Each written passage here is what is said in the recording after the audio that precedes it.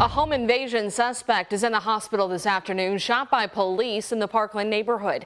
It happened around 3:30 this morning. Our Jim Stratman spent the entire morning near that scene at 26th and Garland Avenue. He's now live with us at that point with updates from police. Yeah, good morning, Brooke. You can see that there is still tape up behind me, police still on scene, but the majority of the force that was here early this morning, they have since moved on. SWAT cleared right around 10 o'clock this morning, according to LMPD. The original call came as a shot stopper call around 3:30 this morning. From that point, LMPD responded to this area. When officers arrived, they could hear additional shots being fired. The run was updated to a break-in in progress. Audio from police radio calls indicate that the call came from a woman who was locked inside her bathroom with her children. You can hear on the radio traffic that she told 911 dispatchers she thought two people were inside her home. LMPD arrived, and moments later, Chief VROL said that a suspect came outside with a gun. Something just came through a window. I'm running with a gun. That started a foot chase that lasted nearly 5.5 minutes based on the police radio audio. Officers gave verbal commands ordering the suspect to drop the gun. The suspect did not comply. Officers discharged their weapons, striking the subject several times. Shots fired. Shots fired, shots fired. Perfect now. Start EMS. Chief Gwynn VROL said that officers immediately started first aid and EMS was already on its way. That person was taken to the hospital in critical condition. Following the shooting, officers stayed on scene at the house to see if there were other suspects inside. You can hear police giving verbal commands over a loudspeaker for anyone inside to come out with their hands up. The whole Metro Police Department, exit the house with your hands up and hands empty. As of this morning, police said that this is still an active investigation and they are asking for help from the public. Now, if you do know anything from this morning or from about this scene, or even have maybe some home surveillance footage that you can share with LMPD, they're asking for your assistance. You can call their tip line, or you can use the online portal to send that information in. Reporting in Louisville, Jim Stratman, WHAS11, on your side. Jim, thank you. And we'll stay on this story throughout the afternoon, so stick with us on WHAS11.com and the WHAS11 News app.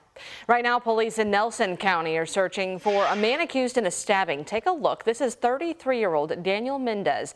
The Nelson County Sheriff's Office said the stabbing happened last Thursday on Camp Branch Road. The female victim identified Mendez to dispatchers before she was taken to the hospital for treatment. Mendez is wanted for attempted murder and strangulation. If you know anything, you are asked to call the Nelson County Dispatch at that number there on your screen. Take a good look. That's 502-348-1868. Diane Porter has resigned after 13 years of serving the Jefferson County Board of Education. She said her decision to leave that position is due to a chronic illness that forced her to prioritize her health. Porter wrote, "Despite my best efforts, I have realized that I am unable to continue fulfilling my professional responsibilities at the level of excellence that our district expects that I strive to deliver." She was the first appointed in 2010 and then became the first black woman to chair the school board in 2012. Porter was a JCPS parent, as well as serving the school board in District 1, which includes Cochran Elementary, Central High, Mazik Middle, and dozens of others. Prior to serving on the Board of Education, she served for nearly 40 years as a teacher, guidance counselor, principal, and central office administrator. Save our schools! Save our schools! Protests in Nelson County expected to continue today as students, parents, and staff push back against a proposal to merge two high schools. It comes ahead of tonight's special called board meeting, and our Alex Dieterer and photojournalist Elijah McKenzie spoke to parents and students who say they are speaking up for their futures. Honks and chanting ringing out here as students, teachers, and parents protest the board's decision to merge the two high schools. The Nelson County Board of Education voted 3-2 last Tuesday to merge Thomas Nelson and Nelson County high schools. Now, almost a week later, parents are still worried. That's that many more or less opportunities for those students to be involved, to have a place, to have a purpose. I've emailed numerous times, so has everyone.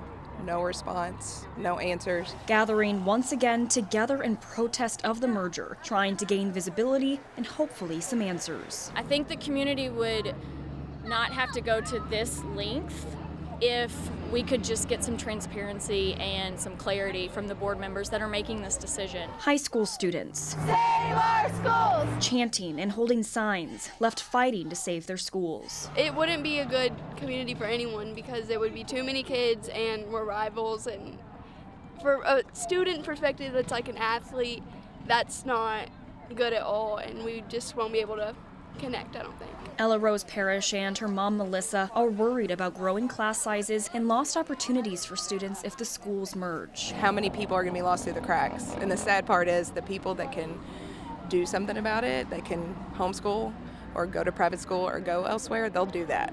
But the kids that do not have the good home life and the ones that do not have the means, they're the ones that are going to be lost through the cracks and miss all those opportunities. We have tried to get comment from current board members and the Nelson County Superintendent Wes Bradley, but so far they've been silent since the vote.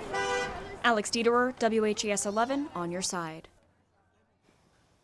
Well, that wasn't the only protest. Students and staff at Bloomfield Middle School walked out of class Monday in protest to that merger.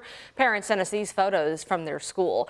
Again, a special meeting for the Board of Education is planned for tonight at 5:30. According to that agenda, it'll be accepting a board member's resignation. Well, we have just learned the United Auto Workers Union is turning up the heat on General Motors as 5,000 workers walked off their jobs at a highly profitable SUV factory in Arlington, Texas. Just yesterday, the union went on strike at Stellantis' pickup truck factory in Michigan, north of Detroit. The Texas strike brings the total UAW numbers on strike to 46,000 in a series of walk-offs entering its 6th week. The union said the move came just hours after GM announced quarterly earnings and 4 days after Fain said GM's latest offer wasn't big enough. The Arlington factory makes large truck-based SUVs that are among GM's most profitable cars. They include the Chevrolet Tahoe, GMC Yukon, and the Cadillac Escalade. It is the first strike announcement since the one here in Louisville at the Ford Kentucky truck plant, and for the first time in 2 weeks, workers on the picket line received a visit from Mayor Craig Greenberg. Greenberg stopped by that Union Hall on Chamberlain Lane before meeting with workers, saying he wanted to show his support for the men and women of the UAW as those contract negotiations continue. Hoping that the strike does come to an end soon, because there's a win-win contract that supports them and their families and also is good for Ford as we look to the future. Ford's an important part of our community, but the hardworking men and women at UAW and their families are very important as well. Local UAW President Todd Dunn says the strike is impacting members who aren't bringing home their normal paychecks. He said they're working on a food bank and have helped others with housing options. And while the union expected layoffs to happen at Ford's Louisville assembly plant, that might not be the case anymore. Dunn told us non-union salaried employees have kept KTP's stamping facility running sufficiently enough to give LAP the parts it needs. In the meantime, Louisville businesses are feeling the burden as UAW strike enters that 6th week. Senior reporter Isaiah Kim Martinez and photojournalist Emma Gefter pick up our coverage from an auto repair shop. Each day the UAW strike prolongs means increased strain on auto body shops like Bluegrass Collision. They tell us they've had to increase lead times as they wait for parts. It truly is just slowing down the process. Derek McAllister says it's very much a domino effect when a facility like the Kentucky truck plant stops operations. He handles estimates for the Bluegrass Collision Center and says he's been on the phone a lot more, including with suppliers. They said, well, good luck. We don't know when we're going to get these parts. I said, can you give me a date? He said, can you tell me when the strike will be over? Auto repair shops have been caught in the waiting pattern, often at the mercy of dealerships, which have their hands tied when facilities like KTP come to a halt. McAllister tells me they normally deal directly with manufacturers for parts, and with many of them on hold too, they're left with two options: seek out third-party vendors, which can be risky, or accept longer waits for customers. Neither is ideal. But when it turns into 3 weeks, 4 weeks, well, you know, you're just multiplying the phone calls. The hope for shops like these is to keep the backlog to a minimum and for a deal to get done as soon as possible. Isaiah Kim Martinez, WHAS11 on your side. Right now, more than 40,000 auto workers are striking among the big three automakers. That's just about 30% of the union's workforce.